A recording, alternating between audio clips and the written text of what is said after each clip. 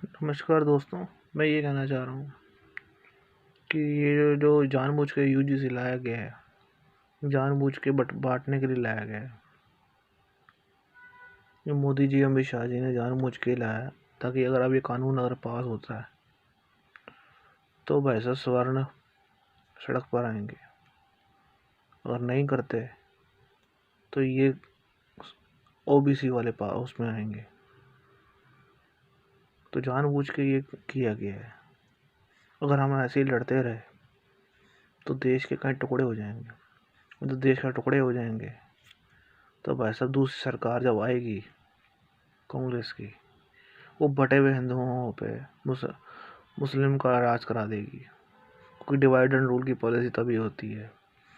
आपने कहावत में सुना ही होगा, दो भाइयों को अगर बीच में दोनों के घरों की प्रॉपर्टी पे अगर कब्जा करना है तो पहले दो भाइयों को अलग अलग किया जाता है, ताकि जब किसी भाई पे अटैक हो तो दूसरा भाई बचाने ना आए।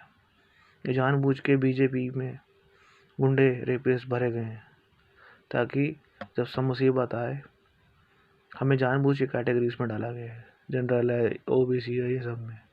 अब हम झगड़े करेंगे तो नेचुरल सी बात है, सरकार को मज़ा आएगा। और जब नई सरकार आएगी उसमें मुस्लिम फेवरिंग कांग्रेस ही आएगी, और वो क्या करती सब किसी से छुपा नहीं है।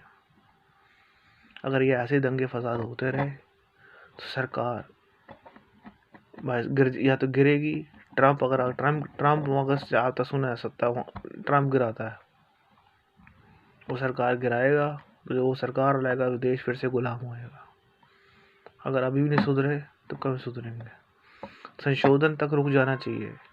अगर यूजीसी से लग रहा है कईयों को कि अगर ये हो रहा है तो ये हो सकता है कि ये न्यूट्रल लॉ बन सकता है। वैसे बजाय एक दूसरे से लड़ने के बजाय हम एकजुट होकर ये बोलें कि चाहे कोई भी हो, चाहे जनरल हो, यू ओबीसी हो, या SC हो, ST हो, सबके लिए कानून एक जैसे हो, तो भाई साहब हमारी कहानी बनेगी। अगर हम आपस में ऐसे ही लड़ते रहे, कानून लागू करने और ना करने लगे रहे, तो सरकार फ़ायदा उठा जाएगी। मेरी आपसे ये विनती है, कृपया सतर्क हो जाइए।